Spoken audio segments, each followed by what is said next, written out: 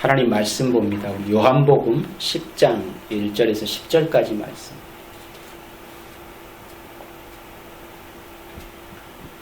한 절씩 교독하시겠습니다.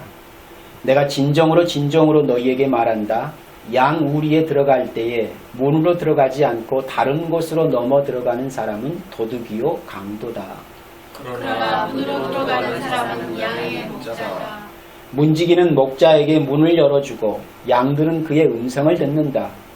그리고 목자는 자기 양의 이름을 하나하나 불러서 이끌고 나간다. 자기 양을 다 불러낸 다음에 그는 앞서서 가고 양들은 뒤따라간다. 양들은 목자의 음성을 알고 있기 때문이다. 양들은 절대로 낯선 사람을 따라가지 않고 그런 사람을 보면 도리어 달아난다. 양들은 낯선 사람의 목소리를 알지 못하기 때문이다. 예수께서 그들에게 이러한 이유를 말씀하셨으나 그들은 누가 무슨 뜻으로 그렇게 말씀하시는지를 깨닫지 못하였다. 예수께서 다시 말씀하셨다. 내가 진정으로 너희에게 말한다. 나는 양들이 드나드는 문이다. 나보다 앞에 온 사람은 다 도둑이고 강도여서 양들이 그의 말을 듣지 않았다. 나는 문이다. 누구든지 이 문으로 들어오면 구원을 받고 들어오고 나가면서 꼴을 얻을 것이다. 모두가 나만 치고 죽이고 파괴하려고 오는 것뿐이다. 나는 양들이 생명을 얻고 더 얻어서 생명을 얻게 하려고 왔다. 아멘.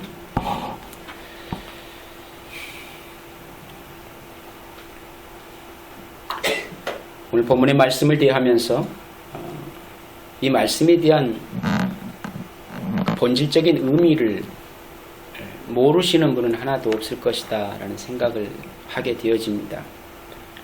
오늘 요한복음 10장 1절에 10절까지 말씀을 가지고 양의 문이신 예수 그리스도라는 제목으로 같이 생각해 보기를 원합니다. 사실 다음 주일이 우리들이 알고 있듯이 성탄 주일입니다. 그래서 12월 한 달은 사실 육신의 몸을 입고 이 세상에 그리스도로 또 메시아로 대속 제물이 되시려고 오신 그 예수 그리스도의 오심의 의미를 생각하는 그런 시간을 갖고 싶어서 지난 시간에 이어서 오늘도 양의 문이신 예수 그리스도라는 제목으로 본문의 말씀을 같이 나누기를 원하는 것입니다. 오늘 본문에 예수님께서 설정하신 등장인물 그리고 무대 세트를 정리해보면 다음과 같습니다. 양과 목자가 나오고요. 그리고 문지기와 절도 강도가 나오고 그리고 양의 우리와 양의 문이 등장하고 있는 것을 볼 수가 있을 것입니다. 그 첫 번째로 양의 우리입니다. 양의 우리.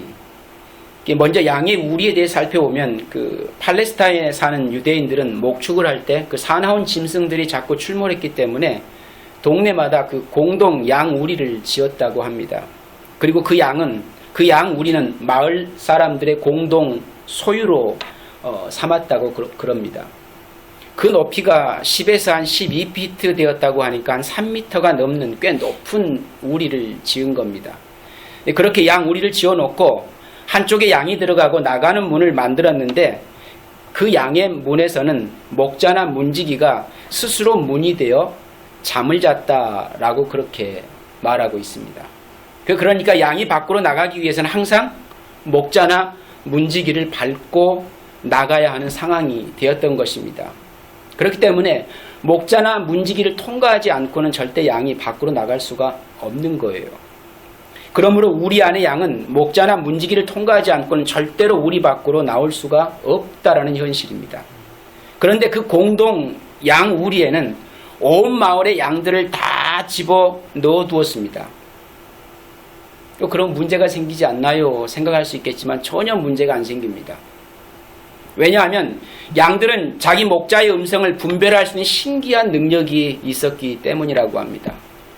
그래서 이 집, 저 집의 양들이 서로 뒤엉켜서 밤을 지새우다가 아침에 목자가 와가지고 자기 양들을 부르면 그 목자들의 양들이 정확하게 자신의 목자를 따라간다고 합니다. 너무 신기하죠. 참 신통한 능력이 아닐 수가 없습니다. 우리보다 훨 낫습니다. 누가요? 양들이. 양의 특징을 보면 사실 양은 굉장히 연약해 보이는 동물이잖아요. 양들은 시력이 나빠서 자기 앞에 양들도 제대로 알아보지 못해서 자주 길을 잃는다고 합니다. 그게 양의 특성이에요. 길을 자주 잃는 거. 왜? 시력이 안 좋아서 자기 앞에 있는 양도 못 알아보는데 뭘 알아볼 수 있겠습니까?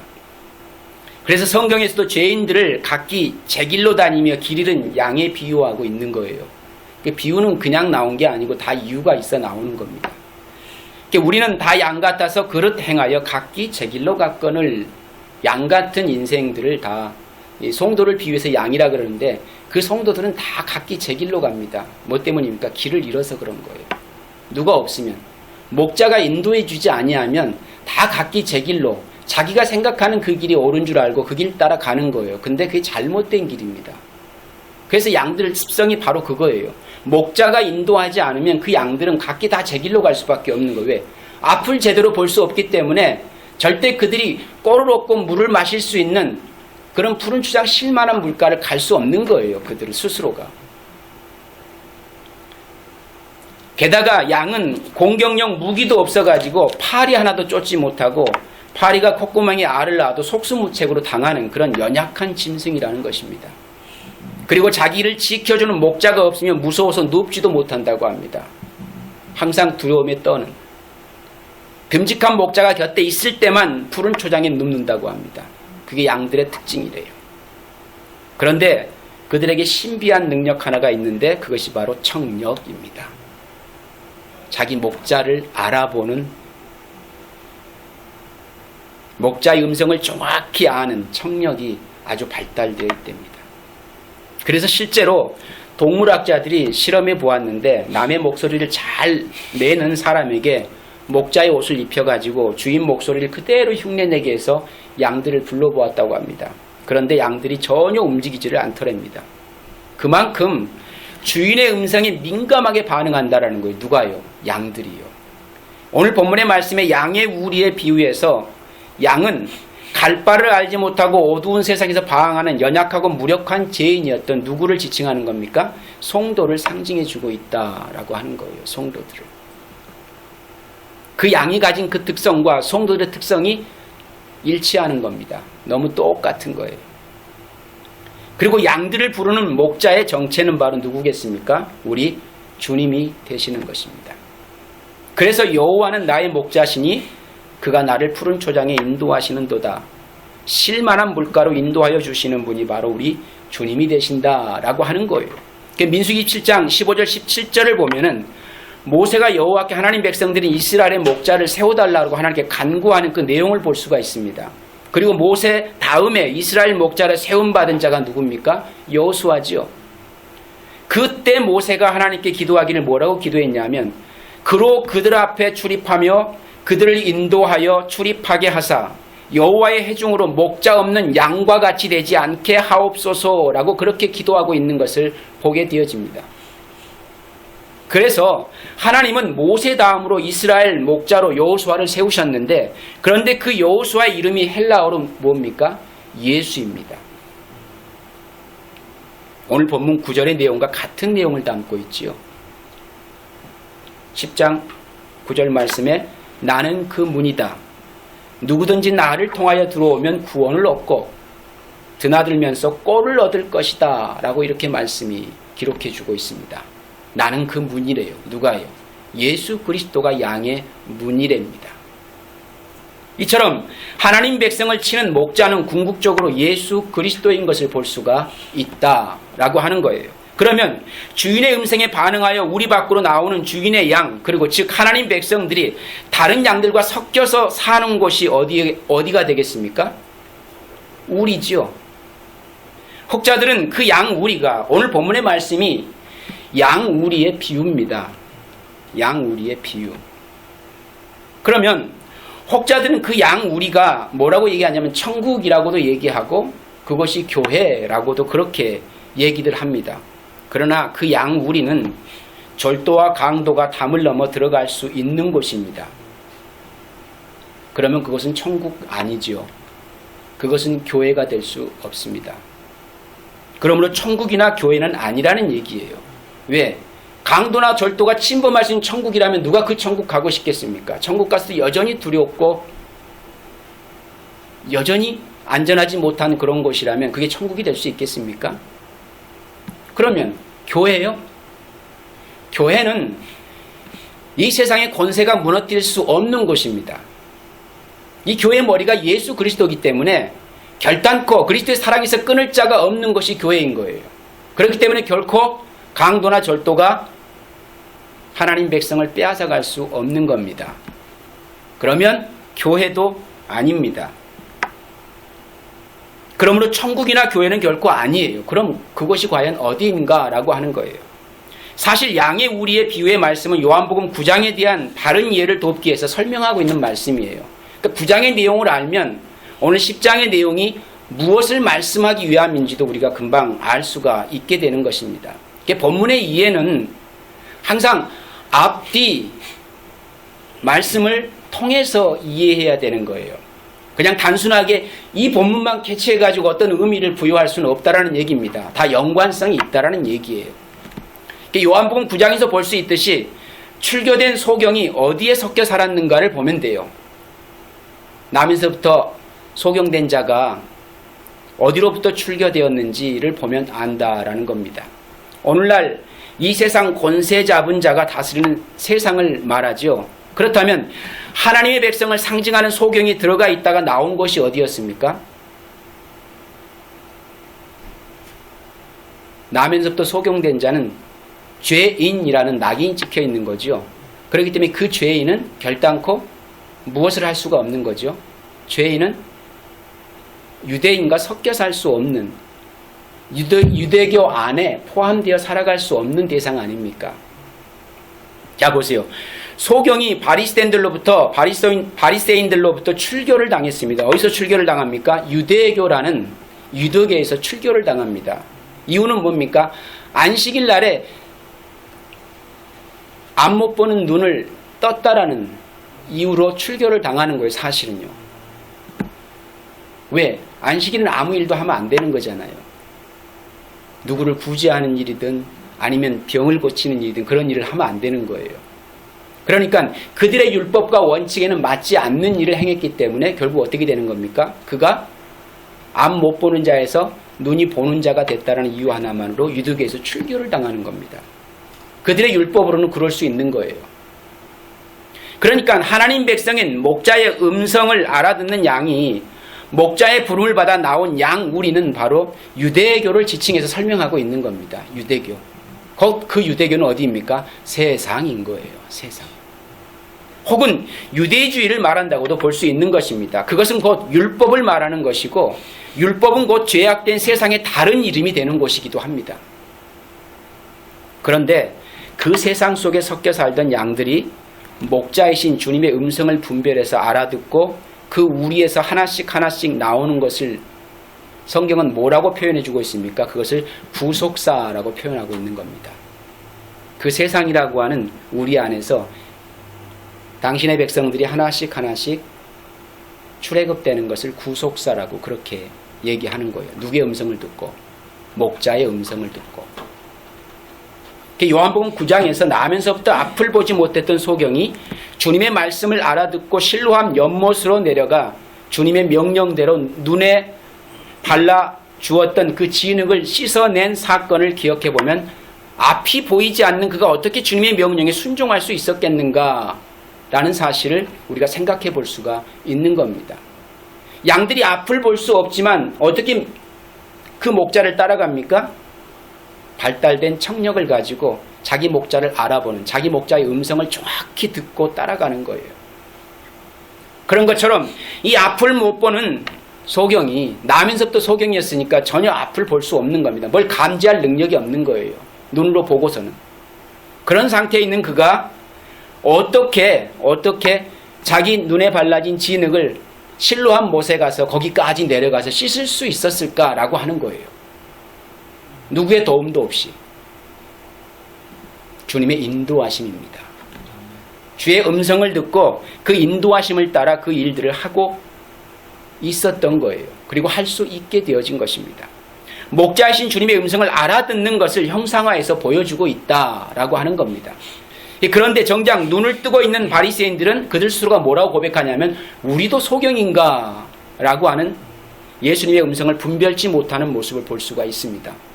그래서 못 본다고 하는 사람은 보는 것이고 본다고 하는 사람들은 못 본다라는 얘기입니다. 앞을 못 보는 나면서부터 보지 못한 소경을 통해서 주님께서는 서기관이나 바리새인들이 스스로 본다고 자처하고 있기 때문에 너희가 소경이지 진짜 소경은 너희지 라는 사실을 지적해 주고 있는 거거든요. 그리고 진짜 소경은 앞을 스스로 못 본다고 얘기하기 때문에 그는 보는 자다라고 하는 거예요. 어떻게 보는 겁니까? 주의 음성을 알아들을 수 있기 때문에 그는 볼 수 있게 되는 겁니다. 저와 여러분들은 앞을 또렷이 볼 수 있는 하나님의 백성들이다. 뭘 잘못 봐서 잘못 가지는 않습니다. 그러니 염려할 게 없다라는 얘기죠. 요한복음 10장 26절 27절 말씀에 그런데 너희가 믿지 않는 것은 너희가 내 양이 아니기 때문이다 라고 말씀해 줍니다. 너희가 믿지 않는 것은 내 양이 원래 아니라서 안 믿는 거래요. 그러니까 내 양들은 누구의 목소리를? 목자의 목소리를 알아듣는다. 나는 내 양들을 알고 내 양들은 나를 따른다. 서로 아는 거예요. 서로. 어떻게 내가 예수 그리스도를 나의 구주를 믿을 수 있게 되었지? 그건 우리가 궁금해할 사항이 아니에요. 왜? 하나님이 택하신 하나님 백성들은 그 예수 그리스도가 나의 구주인 것을 그냥 알게 되어져 있는 거예요. 어떤 방법으로든 알게 되어져 있습니다. 그건 내가 기특해서 아는 것도 아니고 똑똑해서 아는 것도 아니에요. 내가 그 예수가 나의 구주라는 사실을 열심히 믿고 싶은 마음이 있었기 때문에 믿어지는 것도 아닙니다. 우리 의지와는 무관하게 그냥 믿어지는 거예요. 누구에 의해서? 하나님의 선택에 의해서 하나님 백성들은 그 예수 그리스도가 나의 구주인 것을 얼어매력으로 믿을 수 있게 되어져 있었던 겁니다. 어떤 원리입니까? 양들이 자기 목자의 음성을 알고 정확히 따라가듯이 그 위치와 그 논리인 거예요. 그러니까 우리가 하나님 백성 되어지는 것은 바로 하나님의 은혜로 그 백성의 삶을 살아갈 수 있는 특권을 누리고 있는 것이다 라는 사실입니다. 이처럼 우리는 이 세상을 말하고 있고 양은 하나님 백성들인 것이고 그리고 목자는 예수 그리스도를 말씀하고 있다라고 하는 겁니다. 그런데 본문 9절에서 그 양들이 들어가며 나오며 꼴을 얻는다라고 말씀이 기록합니다. 그 양들이 그 우리를 들고 나오며 꼴을 얻는데요. 그걸 한번 연상해 보세요. 어떻게 그럴 수가 있지? 그렇다면 송도가 율법으로 상징되는 이 세상에서 나왔다 들어갔다 하면서 살 수 있다라는 것인가? 그럴 수는 없는 겁니다. 그럴 수는 없어요. 양다리 거쳐 살 수는 없습니다. 한 번 나온 양은 다시 세상으로 들어갈 수가 없기 때문에 그래요. 그 원리는 홍해가 한 번 닫히면 다시 애굽으로 돌아갈 수 없는 원리와 같은 겁니다. 그러니까 하나님 백성은 그 애굽에서 출애굽되어지면 다시 그 애굽으로 복귀할 수 있는 존재들이 아니에요. 이제는 하나님의 나라를 향해서 계속 가야 하는 하나님 백성들인 것이지 그것이 다시 그립다고 다시 그곳으로 돌아가신 존재가 못 된다는 얘기입니다. 그렇다면 이 이야기는 무슨 이야기겠는가? 이제 곰곰이 생각을 해보셔야 돼요. 도대체 본문 9절에 나와 있는 그 양들이 들어가며 나오며 꼴을 얻는다라는 그 의미가 뭘까라고 하는 겁니다. 그것은 구원받은 성도들의 완전한 자유를 말씀해 주고 있다라고 하는 사실을 우리가 연상해 볼 수가 있습니다. 진리가 너희를 자유케 할 것이다. 근데 이 자유는 결코 방종의 자유가 아닙니다. 성도가 이 세상에 같이 더불어 살아가고 있지만 이 세상에 포함될 수 없는 이 세상과 구별되어진 존재들입니다. 그렇지요? 그들은 세상 가운데 살아가지만 누구의 법에 따라 살게 되어집니까? 하나님의 법에 따라 살게 되는 존재가 되어졌습니다. 과거에 우리가 그 예수 그리스도로 말미암아 구원을 얻지 못한 상태에서 옛사람의 모습은 누구의 매임을 받았습니까? 악한 사탄의 영에 매임을 받고 살았죠. 그랬을 때 우리에게는 뭐가 채워진 거예요? 속박이라는 게 채워졌습니다. 구속. 내 마음대로 움직일 수 없는 상태라는 거예요. 내가 이걸 하고 싶은데 그걸 할 수 없는 상태. 그래서 오직 그 속박된 상태에 주어진 것들만, 그 속박 상태에서 허락되어진 것들만 추구하며 살 수밖에 없는 존재. 그래서 그들에게는 사망이라는 결론이 이르게 되는 겁니다. 죄인들은 그냥 사망인 거예요. 그래서 왜? 사망을 향해 달려갈 수밖에 없는 존재의 삶을 계속 반복하여 살게 되어 있으니까. 그런데 예수 그리스도를 믿음으로 말미암아 그들의 존재가 어떻게 됐습니까? 그 옛사람의 속박에서 벗어난 존재가 되었어요. 그렇기 때문에 이제는 세상 가운데 내가 살고 있는데 그 세상이 더 이상 나를 구속하지 못하기 때문에 내가 그 진리로 말미암아 이제는 자유롭게 살 수 있는 대상이 되어진 거란 얘기입니다. 그렇기 때문에 그 우리에서 나가고 들어와도 오히려 풍성한 꼴을 얻는 그런 삶을 지향하여 살게 되어져 있다라는 논리로 진리가 너희를 자유케 한다라고 하는 거예요. 진리가 우리를 자유케 하면 그렇게 풍성한 꼴을 얻는 삶을 지향하여 살게 되어져 있는 거예요. 여기서 풍성한 꼴이라 그러니까 꼭 우리는 이 세상에서 뭔가 얻을 수 있는 가치에 거기에 뭔가를 부여하는데 그게 아닙니다. 저와 여러분의 삶, 우리의 영생의 삶이 그리스도로 말미암아 더 부요해지는 삶을 살게 되는, 그 삶을 지향하여 살아가게 되어지는, 그 삶을 살 수 있는 존재가 되었다라는 것입니다. 원래 율법 아래 갇혀서 꼼짝달싹 못하게 죄에게 구속되어 있던 자들이 이제는 자유자가 되어서 자유로이 들고 나가는 자들이 되었음을 상징적으로 말씀해주고 있는 것입니다. 그래서 목자의 부름을 받은 양들이 우리에 꼭 갇혀있는 다른 양들과는 달리 이제는 들고 나가며 자유로운, 그 자유를 누릴 수 있는 그 모습을 그려놓은 것입니다. 성도들이 유대주의, 즉 율법에 갇혀있을 때는 다른 이방인들과 높은 담을 절대로 넘을 수가 없었습니다. 그런데 우리 주님께서 그들을 그곳에서 불러내서 이제는 자유롭게 교통하는 하나님 안에서 형제, 자매로 만들어 주신 거예요. 그래서 그들은 이제 유대주의에 속박되지 않고 들며 나며 살 수 있는 그런 존재가 되었다라는 거예요. 그러니까 눈먼 소경이 눈이 뜨게 돼가지고 유대주의에서 퇴출되어진 것이 좋은 일입니까? 나쁜 일입니까? 그게 좋은 일인 거예요. 그게 좋은 일인 겁니다. 그게 감사할 일인 거죠. 그게 두렵고 공포스러운 일이 아닙니다. 왜? 그 세상 가운데 이제는 속박되어지지 않고 세상으로부터 나왔으니까 얼마나 큰 자유를 얻게 되어진 겁니까? 성도들이 이 세상 한복판에 살지만 이 세상에 얽매이지 않는 삶을 지향해 살게 되어진 자유로운 영혼의 존재가 되었다라는 얘기입니다. 왜?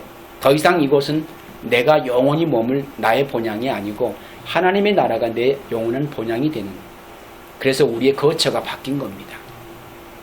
옛사람의 모습에서는 이곳이 나의 영원한 본향이 됐는데 새 사람이 되고 보니까 그 하나님께서 내게 준비하신 그 영원한 장막을 기대하며 살 수 있는 존재로 바뀌었다라는 겁니다. 그래서 이 세상 것들로부터 더 이상 얽매이지 않는 삶을 살게 되어지는 거예요.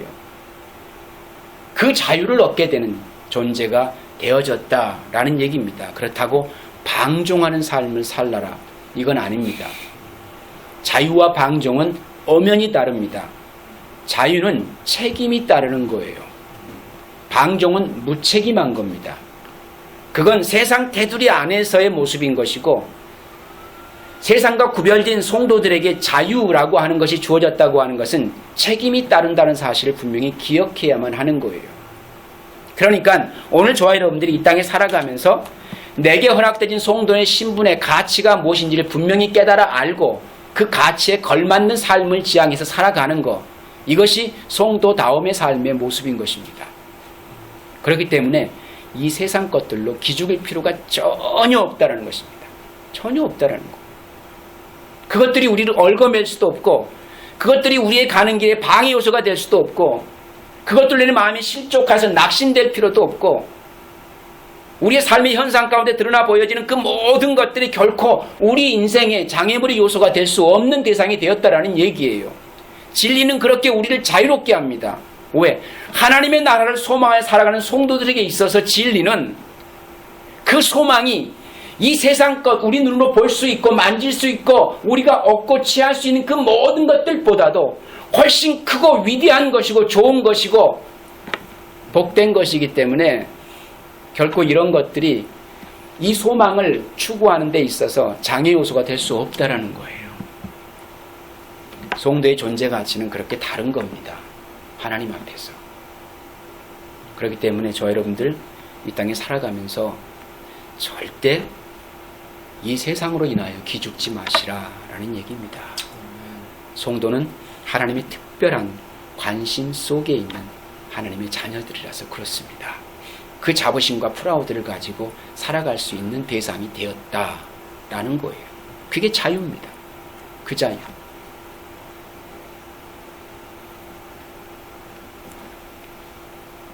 느헤미야 3장에 보면은 10개의 문이 나오는데 그 중에 오직 양의 문에 대해서만 자물쇠와 빗장을 말하고 있지 않은 것을 보게 되어집니다. 오늘 이 요한복음 10장은 벌써 느헤미야에서부터 예시되고 있었던 것이고, 그러니까 양의 우리를 나오는 것이 바로 뭐라는 얘기입니까? 구원이라는 거예요. 구원. 성도가 이 세상으로부터 나오는 것이 뭡니까? 그게 구원이에요. 그런데 이 세상 밖에서 사는 것이 아니라 세상 한복판에서 구별된 삶을 지향하여 살아가게 되어 있습니다. 뭐 때문입니까? 지금은 저와 여러분들이 육신의 한계를 갖고 있기 때문에 그런 거예요. 그럴 때로는 힘들고 불편할지 모르겠지만 그러나 진리는 우리를 자유롭게 합니다. 이 세상 것에 속박당하지 않는 자가 됐다라는 거예요. 그렇다고 우리가 세상의 법을 지키지 말고 네 마음대로 살라 이런 얘기 아닙니다. 그런 것들이 더 이상 저와 여러분들을 얽어매는 대상이 될 수가 없는 거예요. 우리 영혼을. 근데 그것을 우리가 모르고 산다는 데 문제죠. 잘 모르고 사는 거.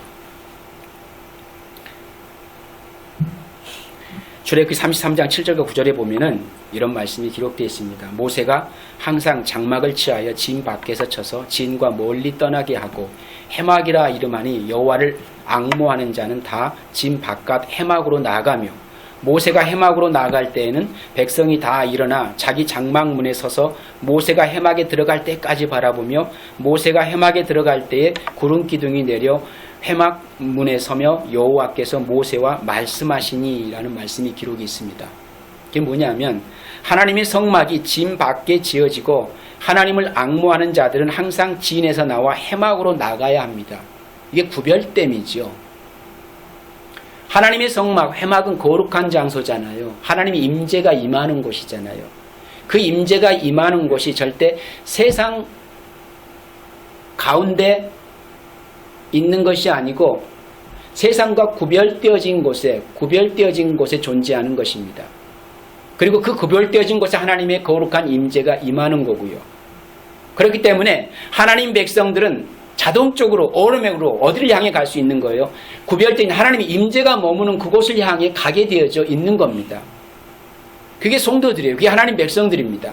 그리고 그곳에서 하나님과 교제하게 되는 거겠죠. 그러니까 이것이 상징적으로 우리에게 보여주는 하나의 폼이긴 하지만 그 폼을 통해서 우리가 이 땅에 사는 우리의 모습의 한계성 속에서 그 하나님의 나라를 소망할 수 있는 존재로 사는 것이 어떤 삶을 지향해 살아가는 모습인지를 보여주고 있는 거예요. 그러니까 세상이 마냥 좋은 사람들은 하나님과 관계없는 사람인 거겠죠.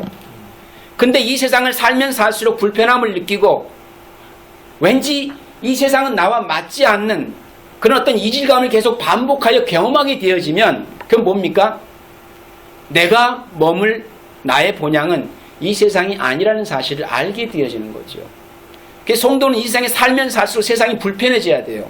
근데 세상이 너무 나한테 잘 맞는 옷이다라고 생각되어지면 뭐가 문제가 있는 거죠.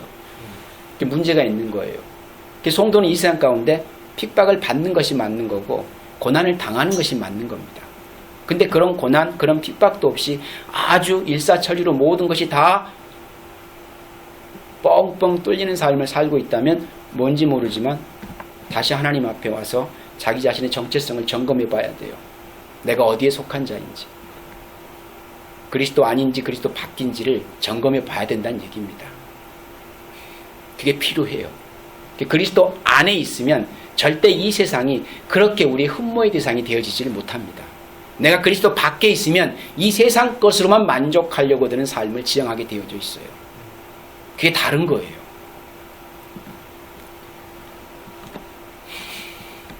그래도 우리의 마음속에 나는 이 세상이 너무 좋은데 라는 생각을 갖고 계시다면 주님 앞에 나오셔 다시 나 누굽니까? 라고 확인받으셔야 돼요. 나 누구예요 도대체? 그러니까 하나님의 성막이 진 밖에 지어지고 하나님을 앙무하는 자들은 항상 진에서 나와서 회막으로 나가야 하는 겁니다. 그리고 거기에는 하나님의 임재가 있고 그들을 인도하는 목자 모세가 있었습니다. 이 그림과 오늘 본문의 그림을 한번 비교해 보시면 똑같은 상황이 그려지고 있는 거예요.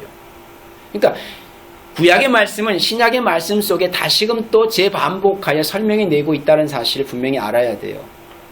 같은 말씀이 계속 반복하여 기록되어져 있습니다. 구약은 그림자이면 신약은 또렷하게 그 형상이 우리 가운데 보여지고 있습니다. 그 실체가 드러나 보여지고 있다는 거예요. 그러니까 양 우리에서 목자가 양을 불러내는 것은 자기 양을 뭐 하기 위해서 불러냅니까? 구원하시기 위해서 불러내는 것입니다. 그럼 이제 문지기를 볼까요? 그러면 양 우리를 지키고 있는 문지기는 누구겠는가? 라고 하는 겁니다.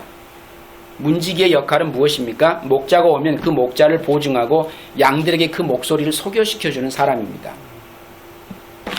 잘 데리고 가라고 말하는 거예요. 그런 역할을 할 사람이 있었습니다. 바로 세례 요한입니다. 우리가 알고 있는 것처럼 나도 그를 알지 못하였으나 내가 와서 물로 세례를 주는 것은 그를 이스라엘에게 나타내려 함이라 라고 그렇게 요한복음 1장 32절에 말씀합니다. 그러나 세례 요한은 어떤 다른 분의 모형을 보여주는 역할자로 쓰임을 받았던 거예요. 바로 성령 하나님의 역할을 했다라는 얘기입니다. 성령 하나님의 역할. 성령 하나님은 구속사 안에서 직책상 메시아이신 예수 그리스도의 신입장을 보증하셨고 하나님의 택함 받은 양들에게 참 목자이신 예수 그리스도를 소개해주는 역할을 하고 있는 겁니다. 성령이 그리스도가 나의 구주라는 사실을 알도록 일깨워 주시지 아니하면 그가 나의 구주이심을 믿을 자는 아무도 없다 그랬어요. 그게 성령의 역할이십니다. 그 역할을 하고 계시는 거고 그렇게 우리 가운데 역사하시는 것입니다. 우리를 가이드해 주죠. 누구에게? 예수 그리스도께로 갈 수 있도록 이끌어내시는 겁니다. 그러니까 문지기는 성령 하나님을 상징해 주고 있는 모습이다라고도 볼 수가 있다라는 얘기입니다. 그러면 절도와 강도는, 그렇다면 절도와 강도는 누구겠는가? 잘 알아야 되겠죠. 절도와 강도가 도대체 누군가? 여기서 절도라고 번역된 클레프스테스는 자격 없는 자가 어떤 일을 몰래 혹은 함부로 행하는 것을 말하고 있다고 합니다. 자격 없는 자가 어떤 일을 몰래 혹은 함부로 행하는 것, 이것을 절도라고 합니다. 그러니까 절도가 뭡니까? 남의 물건을 마음대로 가져가는 거죠. 근데 그것이 지 거 아니잖아요. 근데 지 것인 양 행세하는 겁니다. 그걸 절도라 그래요. 같은 의미를 담고 있습니다. 자격 없는 자가 원래 지 것도 아닌데 지 것인 양 그냥 남의 것을 함부로 가져가는 걸 절도라 그래요.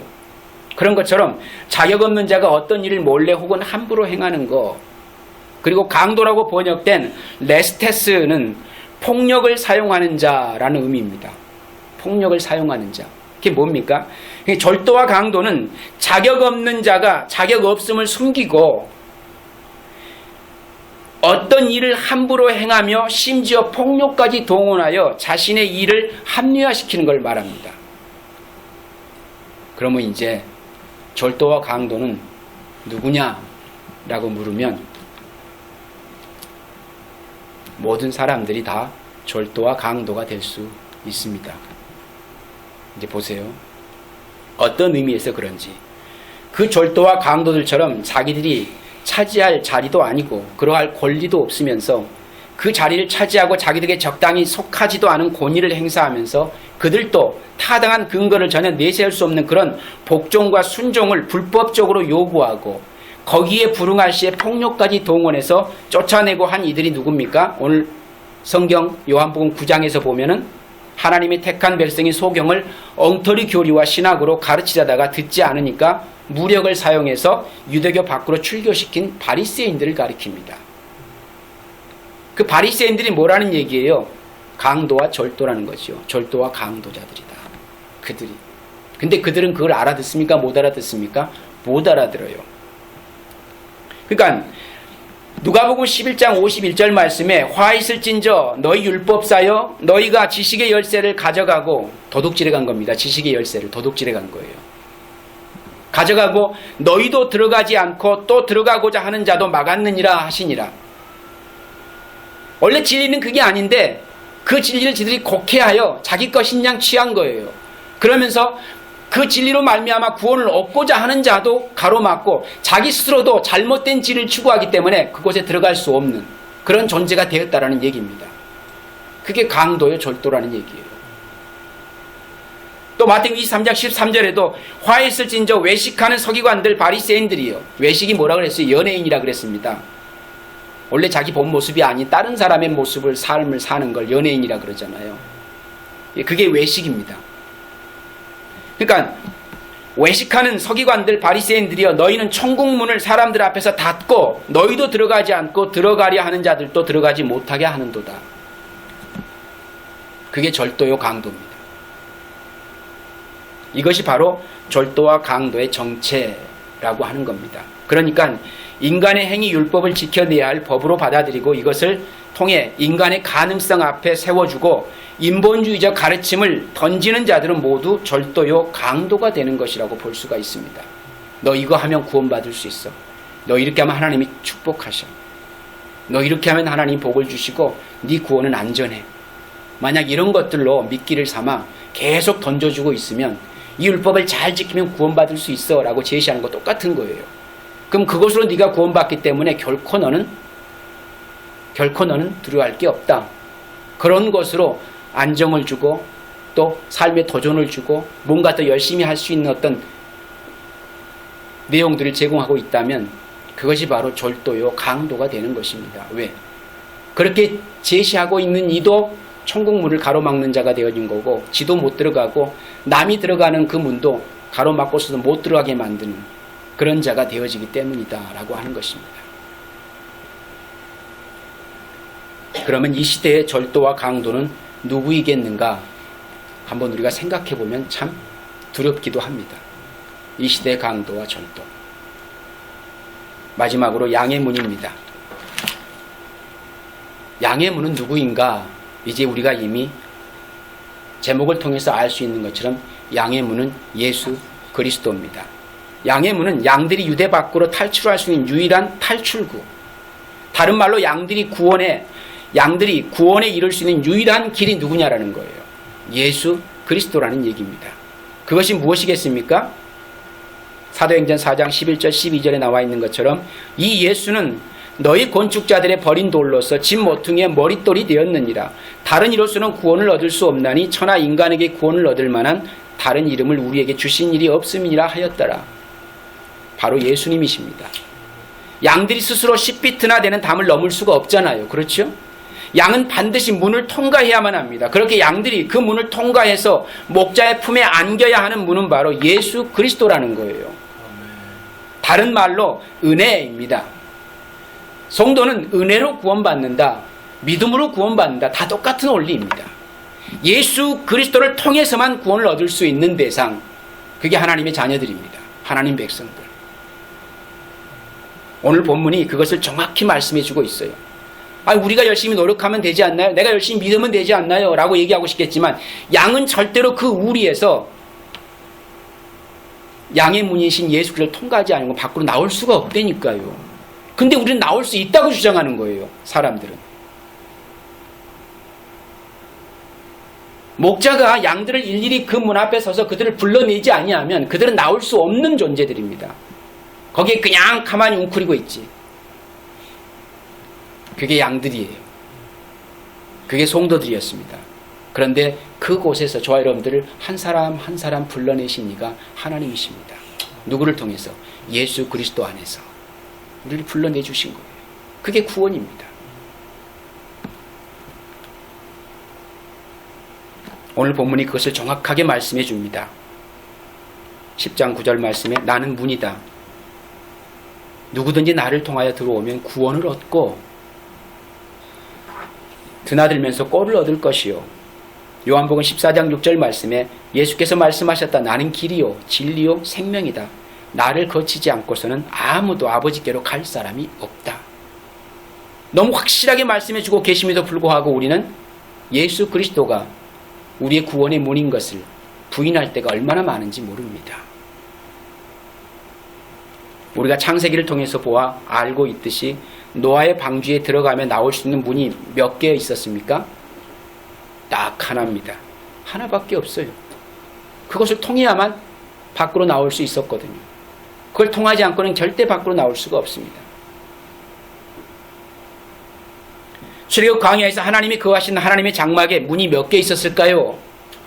하나입니다. 하나밖에 없어요.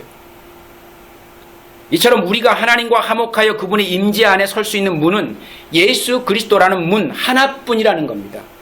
성경은 정확하게 똑같은 말씀을 계속 반복해서 우리에게 보여주고 있다는 거예요. 우리가 그것을 잘 못 알아들었을 뿐이죠. 그래서 오늘 본문 9절 말씀에서 누구든지 나를 통하여 들어오면이라는 전제를 다하는 겁니다. 나를 통하여 들어오면, 예수 그리스도를 통하여 들어오면 우리는 우리의 노력이나 열심이 아닌 예수 그리스도에 의해서 구원의 문으로 들어가야 하는 자들이다라는 사실을 오늘 저와 여러분들에게 말씀해 주고 있는 겁니다. 오늘 우리들은 그 구원의 문이신 예수 그리스도를 통해서 드나들면서 풍성한 꼴을 얻으며 살아가고 있는가라는 거예요. 양들이 목자의 음성을 따라 머무는 그곳이 뭐가 됩니까? 푸른 초장, 실만한 물가가 되듯이 구원받은 하나님 백성으로 주님과 함께하는 그곳이 가장 편안하고 가장 행복한 참 안식이 주어지는 참 행복의 이유가 되는 사실을 저와 여러분들이 기억하시면서 또 한 주간의 삶, 여러분의 현실 가운데 주어진 그 삶들을 당당하게 맞서시며 절망하지 마시고 좌절하지 마시고 그 속에서 그리스도 안에 풍성한 꼴을 얻는 삶을 살아가는 저와 여러분 되시기를 주님의 이름으로 당부를 드립니다. 주님은 저와 여러분들의 구원의 문이 되시기 때문에 그렇습니다.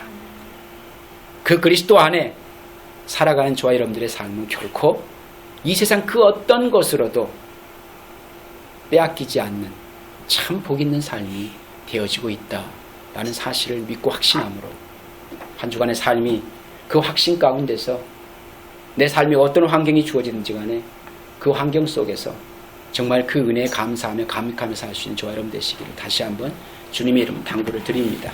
기도하겠습니다.